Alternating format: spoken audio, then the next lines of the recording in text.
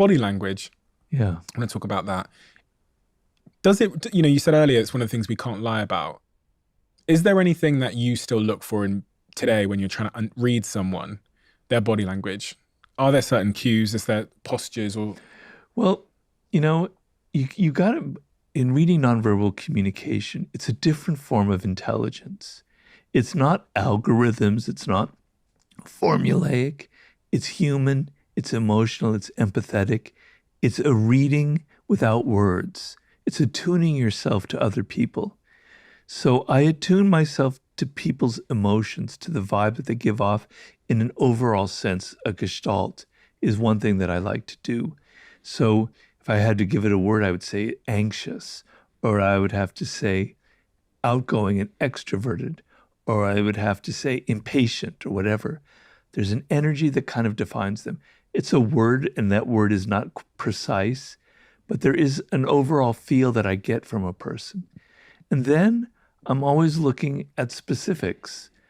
It's not like I'm sitting there consciously in my head going through a checklist. I'm just feeling certain things. And I'm feeling that the eyes are kind of dead. They're not engaging with me. And you can't put that into words, but you know the feeling. So when someone's looking at you, but they're not really looking at you, you know what that feels like, don't you? Mm-hmm. And a lot of psychopathic people, a lot of narcissists do that. So part of their face pretends to be interested in you. They are looking at you in the eye, but they're not really looking at you. They're thinking of something else. They're seeing in you what they can get out of you. They're seeing you as an object, right? Eyes are hard to lie. They tell you something.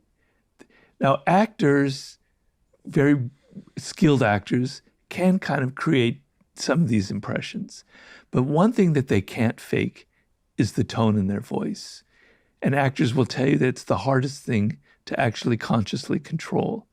So the voice of a person tells you a lot about their confidence levels, tells you a lot about, how just about their general emotional tone, about their character, about who they are. It's very difficult to fake. And when it's hesitant, when it's like stammering, when it's not, you can kind of sense something from people's voice, and it's very hard to fake. And then the smile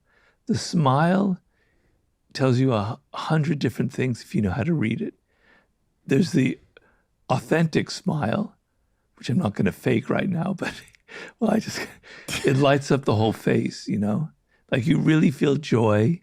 You can't fake it. Your eyes go up, your cheeks go up, everything kind of connects together, right? The fake smile, Yeah. We've all seen the fake smile. Just when the mouth goes up and the rest of the face doesn't bother. Stephen, I really like you. You're wonderful.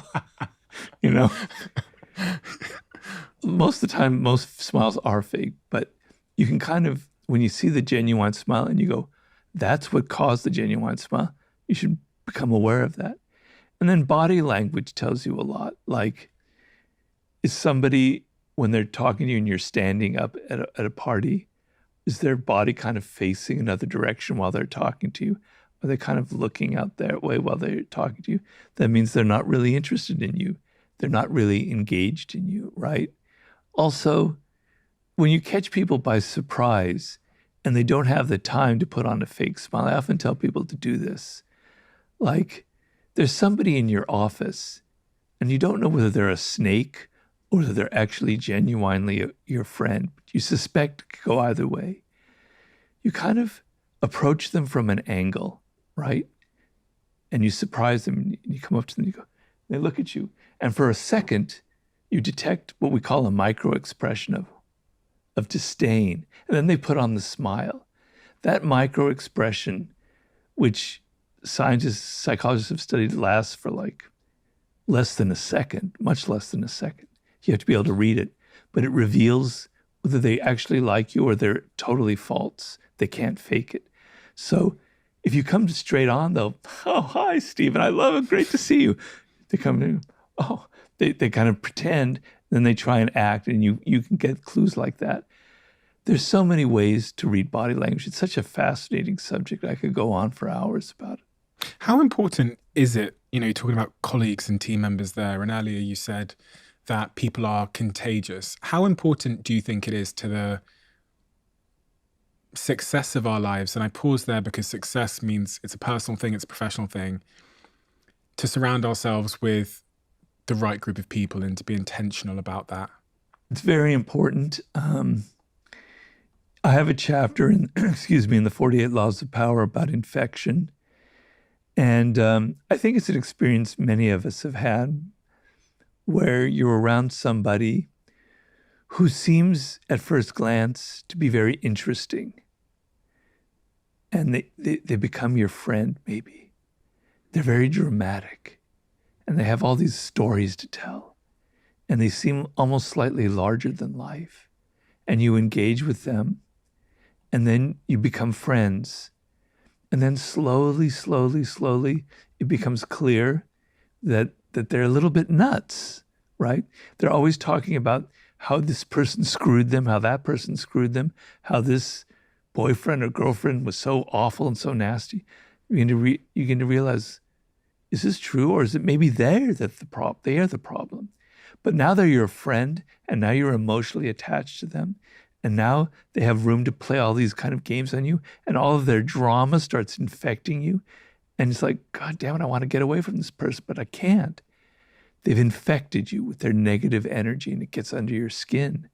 And so you have to avoid people like that. You have to read before you get involved with them that they are a drama queen or a drama king, because there are just as many men out there who have this quality.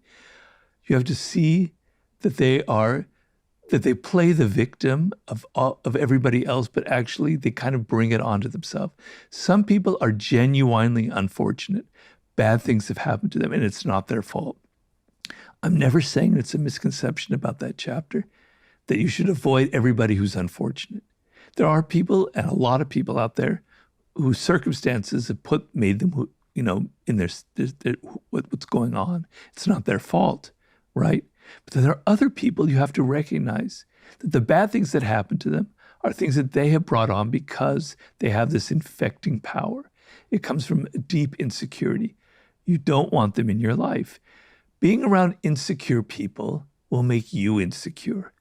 Being around confident people who kind of know what they're doing, who've got their act together, who are trying to make things and accomplish things.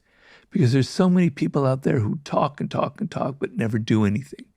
Being around people who do things, who get things done, who've made a business, who've made this, that, or the other, they're gold to be around because they'll infect you with their positive energy.